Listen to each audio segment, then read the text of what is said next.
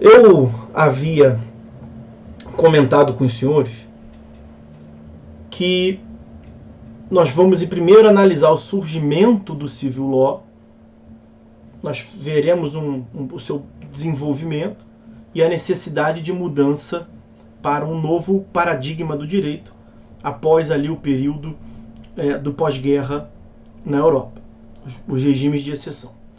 Então, nesse ponto inicial, nós estamos nos situando do ponto de vista histórico na Revolução Francesa, 1789.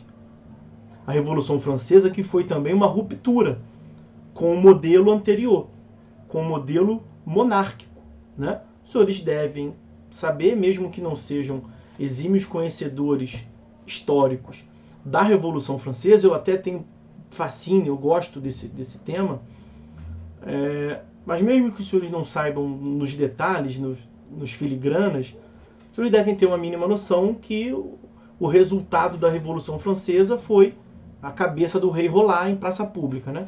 Os revolucionários decapitaram o rei para mostrar ali para a população que a revolução foi exitosa e que teriam um novo modelo de Estado. E foi o surgimento do Estado liberal. Devem também ter ouvido falar da liberdade, igualdade, fraternidade. Liberdade em relação ao sistema de aprisionamento que a monarquia lhes impunha, né? Igualdade para não mais admitir diferenças de classe entre clero, nobreza e o rei, a família real, e os demais, os súditos, o povão, né? Pois bem, tudo isso vai ser um pouco importante nessa nossa compreensão aqui, mas eu, claro, não posso devagar muito, tá? O ponto principal, do ponto de vista jurídico, que teriam várias considerações sociológicas para fazer, de exclusões, mas isso foge aqui ao nosso propósito. Do ponto de vista jurídico, o que nos interessa no momento da Revolução Francesa, como nós pontuamos, é que os senhores saibam que os juízes, nesse momento da França, os juízes não eram, como hoje em dia, aprovados num concurso público de provas e títulos. Os juízes, nesse momento histórico, eles exerciam essa função de julgar por meio de um título. Ser juiz era um título de nobreza, muitas vezes concedido pelo próprio rei, concedido mediante remuneração, porque era um título de nobreza, era um título pago, era um título transferível como negócio. Você vendia um título. Ou você transferia esse título causa-mortes na sua herança. Devem ter já também ouvido falar de Montesquieu, né? Aí é obrigação conhecer Montesquieu, a tripartição clássica de poderes, aquele famoso livro dele, O Espírito das Leis. E aí um detalhe que foge, que as pessoas não falam de um modo geral, é que Montesquieu era órfão de pai e mãe, foi criado por um tio lhe adotou, portanto, e esse tio não tinha filhos. Então, Montesquieu receberia a herança desse tio, e esse tio era juiz. Montesquieu receberia o cargo, o título de nobreza de magistrado, e Montesquieu recusou. Montesquieu recusou, desenvolveu essa teoria da tripartição de poderes, que era uma tripartição de poderes meio capenga, né? Porque nessa teoria da tripartição de poderes, ele disse expressamente nesse livro, O Espírito das Leis, que o poder de julgar deveria ser um poder nulo, um poder inato. E aí eu já vou explicar para os senhores por que deveria ser um poder inato. Ele escreveu o livro e se alinhou aos revolucionários, e não assumiu o título da nobreza. E por quê? Qual era a revolta dele? Qual era a insatisfação? Qual era o grande problema aqui que eu falei para os senhores que tem a ver com o mundo jurídico? Os juízes, que eram título de nobreza, sempre estiveram ao lado do rei, no movimento pré-revolucionário. Então todo o ambiente de crise cultural e social da Europa naquele período, os juízes assumiram, a categoria da magistratura, assumiu uma posição de ficar ao lado do rei. Então quem eventualmente fosse a juízo para buscar uma solução em face das arbitrariedades e dos abusos do rei, perdia, porque os juízes estavam ao lado do rei. Lá em Versalhes, os juízes tinham, para que os senhores tenham uma noção, eles tinham uma ala no palácio. tinha uma série de leitos no palácio dedicado a receber os juízes, para participar das festanças, dos banquetes. Os senhores também devem se lembrar da aula de história, que seja para fazer o Enem. Os senhores devem se lembrar dos amigos do rei, né? Tinha o rei, e o que sustentava politicamente o rei era, de um lado, o clero e do outro lado, a nobreza. O clero dava ao rei a base de poder, né? Porque àquela altura não tínhamos ainda tido o iluminismo, né? Não tinha vindo ainda Descartes e dito que penso logo existo. Ainda não tinha, portanto, o domínio da razão. Nesse momento, pré-Revolução Francesa, era todas as ciências de modo geral, tirando alguns, né, sujeitos mais avançados, mas toda a base teórica, não apenas jurídica, mas toda a base teórica, o modelo de Estado, era baseada na religião, na fé. Né? E por que o rei tinha aquele poder todo? Porque ele era afirmado, chancelado pelo clero, e ele se auto-intitulava, suas gerações se auto-intitulavam, representante de Deus na Terra. E isso durante muito tempo colou. Então o clero estava ao lado do rei. E os nobres também. Os nobres, pessoas abastadas, famílias abastadas, e juízes, para, no que for necessário, estar ao lado do rei. Já vimos que isso resultou numa revolução, isso resultou na cabeça do rei rolando no meio da praça, ele foi decapitado. E os juízes, daí eu recordo que Montesquieu disse, o poder de julgar deveria ser um poder nulo. Os juízes não tinham na França pós-Revolução Francesa, então vou recordar, nós estamos aqui pontuando o surgimento do direito no civil law. Os juízes não tinham nenhum poder político. Montesquieu mesmo disse que o juiz, ele era a boca que pronunciava a palavra da lei. Nessa figura de imagem de Montesquieu, que é muito repetida, é muito comum ouvir falar juiz como boca da lei. O que significa juiz de boca da lei? É o juiz que somente fala as palavras que estão na lei. Então, do ponto de vista da estrutura política do Estado, o legislador, que os burgueses, né, se utilizando da concepção teórica do Rousseau, contrato social, os burgueses passaram, que foi, né, quem orquestraram, os que orquestraram a revolução, os burgueses, eles assumiram o poder como sendo representantes do povo. E eles utilizavam como instrumento, os burgueses, a lei. Né? Não vai ser mais decreto real, vai ser por meio de lei. Então não vai ser mais a vontade de um sujeito apenas, que se dizia iluminado. Vai ser a vontade do povo, representado por nós representantes do povo. Então nós vamos utilizar como instrumento da lei, e com isso nós vamos pensar o Estado. Então o legislador, ele passou a concentrar o poder político, ele era o cérebro do Estado. E o juiz apenas fazia o que minha boca está fazendo. A minha boca não está respeitando os comandos neurais do meu cérebro, as sinapses que se trocam lá e determina movimento de braço, movimento da boca. Essa foi a figura de imagem que Montesquieu pensou. A boca não tem independência nenhuma, a boca faz o que o cérebro manda fazer. O juiz não tem independência nenhuma, o juiz faz o que o legislador manda fazer. Então, nesse momento histórico, daí que eu falo em fechamento do sistema, o direito era igual à lei. O direito, ele era representado apenas pela lei. E quando da aplicação da lei em concreto, o juiz deveria repetir ipsiliteris o que estivesse na lei, como a boca que pronuncia a palavra da lei. Ele era, portanto, proibido de interpretar. Era vedada a tarefa interpretativa. O que se chamava de silogismo, né? Aplicação, o juiz deveria, numa atividade matematizante, com uma certa exatidão, identificar os fatos, identificar o artigo da lei específico, e a resposta já estava dada pelo artigo de lei, pelo legislador. O juiz apenas repetia no caso concreto. Tanto era assim e vamos voltar ao contexto histórico dos burgueses tomando o poder, matando o rei e desconfiados dos juízes.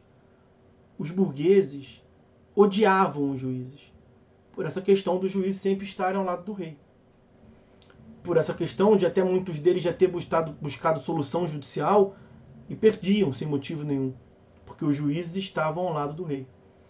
E aí, o que se cogitou? O que se idealizou?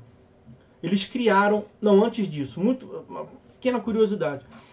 Antes da Revolução, esse grupo político que estava ali orquestrando a Revolução, que se comunicava com a população de modo geral por meio de panfletos escondidos, era uma atividade ilegal que a guarda do rei perseguia e tal. Já devem ter ouvido falar em direito constitucional do texto lá do Abad Sieyès, o que é o terceiro estado, né? Enfim. Nas diversas reuniões que precederam a Revolução, o golpe do 18 do Brumário, de 1789, se cogitou de matar todos os juízes.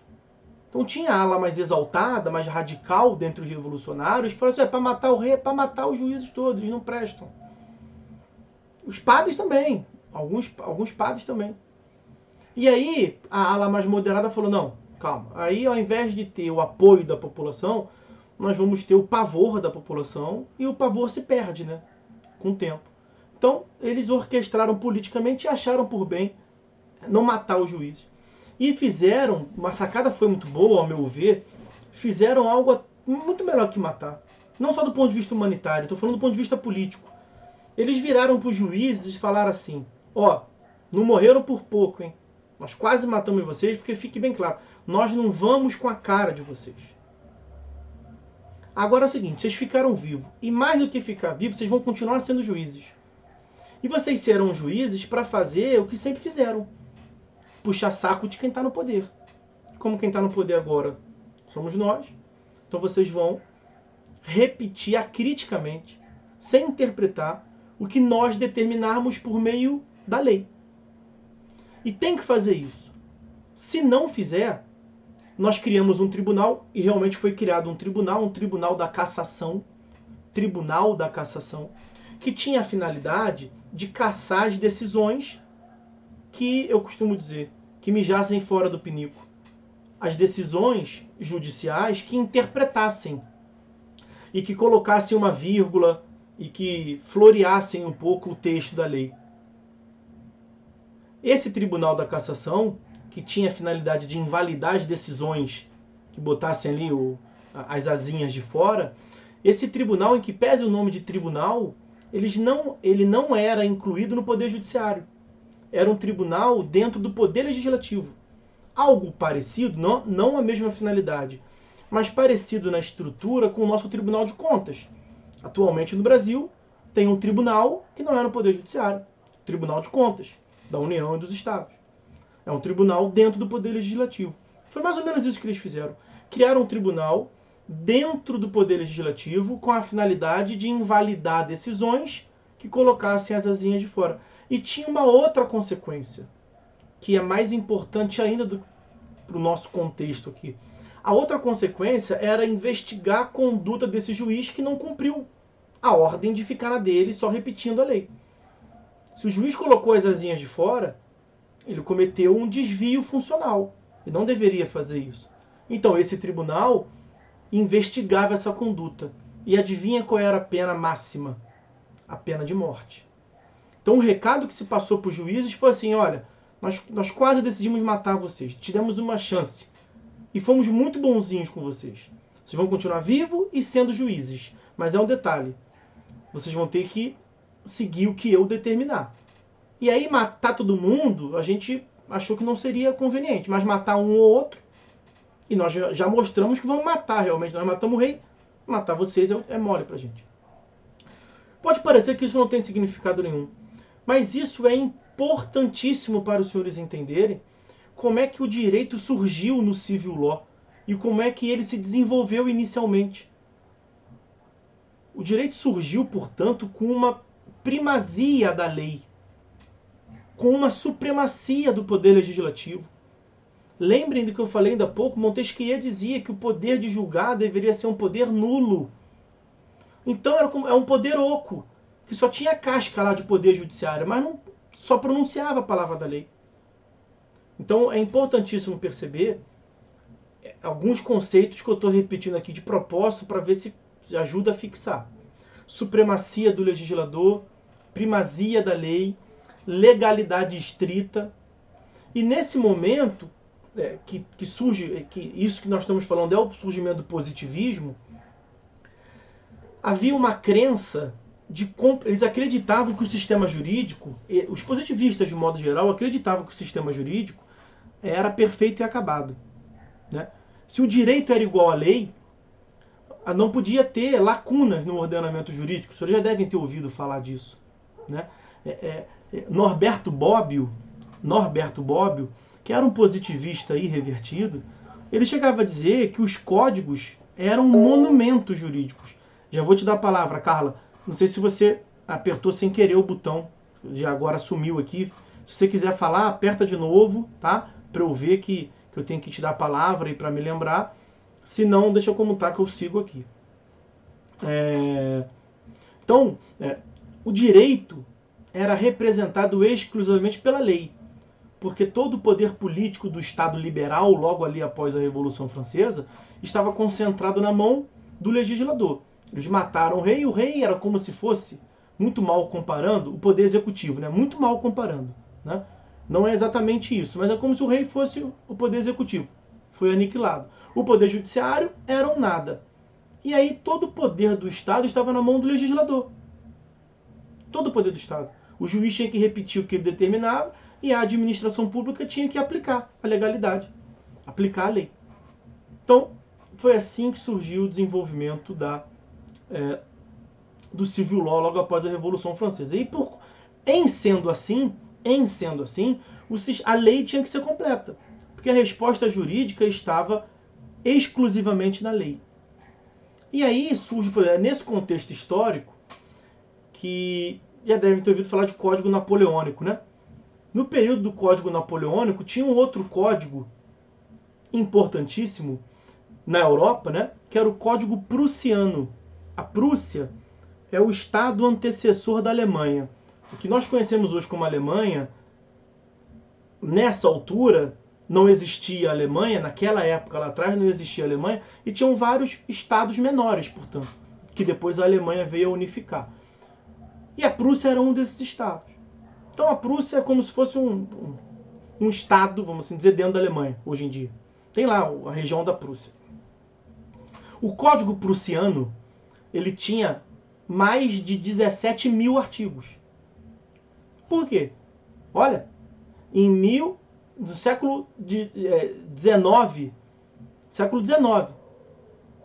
um código tinha, final do século XVIII e início do século XIX, um código tinha 17 mil artigos. Quanto ele seria hoje em dia? Né? Numa sociedade muito mais evoluída, com muito mais transformações, aquela altura tinha 17 mil artigos. Por quê? Porque havia essa crença da completude. Como se o legislador fosse capaz de condensar, de representar na lei tudo que a sociedade precisava. Como eles acreditavam naquilo, tinha 17 mil artigos. E aí, veja, se tivesse inventar a roda. Então, quando o Código Prussiano foi feito, não tinha roda. A roda é muito tempo, né? Não tinha celular. Aí inventaram o celular. E tem que botar uma lei, botar um artigo, né? Não era uma lei. Porque no movimento dos códigos, no Código Napoleônico, era tudo dentro do código, né? Era tudo dentro do código. O Código Prussiano tinha 17 mil artigos, era tudo dentro do código. Aí você teria que colocar, então, já que inventaram o celular, um exemplo, você teria que colocar um artigo, ou um capítulo, um grupo de artigo para tratar do celular. Tudo que acontecia na sociedade, que precisava de uma resposta jurídica, tinha que estar no código. Se não tivesse no código, se não tivesse na lei, não era direito. Você pode pensar assim, mas e a Constituição, professor? Pois é. Pois é. O movimento constitucionalista, como eu lhes disse na introdução, eles conseguiram assentar, deixar bem sólido a ideia de uma Constituição. Por que é bom ter uma Constituição? Mas o movimento positivista, os positivistas deram uma rasteira acadêmica, uma rasteira jurídica. Por quê? Porque eles passaram a dizer assim, e deu certo. E isso que eu vou falar deu certo. Eles passaram a dizer que, uma notícia que eu vi que o Stephenson colocou uma dúvida ali, já tem bastante tempo, né? Eu não tinha visto, desculpe, Stephenson. Abertura igual ao pós-positivismo, isso, tá? Tem a ver, é isso aí, é exatamente isso. Antes de eu mesmo me interromper abruptamente, eu falava sobre... da Constituição. Os positivistas, né, a supremacia do legislativo, passou a dizer o seguinte, a Constituição não tem eficácia normativa. A Constituição, ela é uma mera folha de papel. Os senhores verão, já dei aula de constitucional, os senhores verão uma das teorias de direito constitucional, ou já viram, de Karl Loewenstein, essa ideia de Constituição como mera folha de papel. Porque já se afirmou isso, que a Constituição não vale de nada, juridicamente. Que a Constituição é uma meta, é uma idealização do que um dia se vai alcançar. Então, nesse momento histórico, que eu estou pontuando muito bem que não é o que está agora, nós estamos construindo uma base como era para entender como é que ficou. Nesse momento histórico, se a Constituição dissesse lá, todos têm direito à educação, o que os positivistas diriam? Então, todos têm direito à educação um dia, quem sabe, talvez. Isso é uma meta a ser alcançada. Quem vai dizer quem tem direito à educação ou não sou eu. Então eu vou olhar para a Constituição, um projeto a ser alcançado, uma carta de intenção, uma carta de ideias, vou olhar para a minha estrutura política atual, eu, legislador que tudo sei e tudo posso, sou o centro do ordenamento jurídico, e quando for possível dar educação para um, para outro, para uma categoria, para outra, branco, rico, eu dou. Enquanto eu não der a canetada dizendo quem tem direito, não tem. Porque a Constituição não traz direito. A Constituição não traz um conteúdo normativo, uma ordem obrigatória para ser aplicada. Ok? Então essa é a rasteira acadêmica que eu mencionava ainda há pouco lá atrás. A Constituição não tinha essa concepção atual.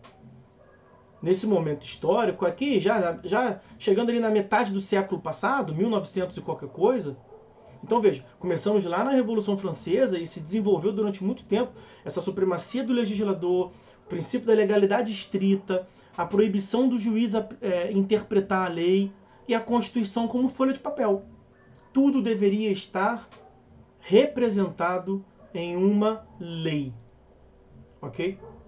Então, e o direito era igual à lei. Toda resposta jurídica deveria estar na lei. E o juiz não interpretava a lei, aplicava literalmente a lei.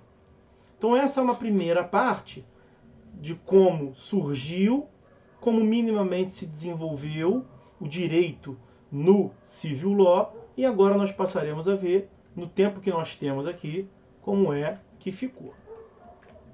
Deixa eu só ajeitar umas coisas aqui, porque abriu um montão de coisa.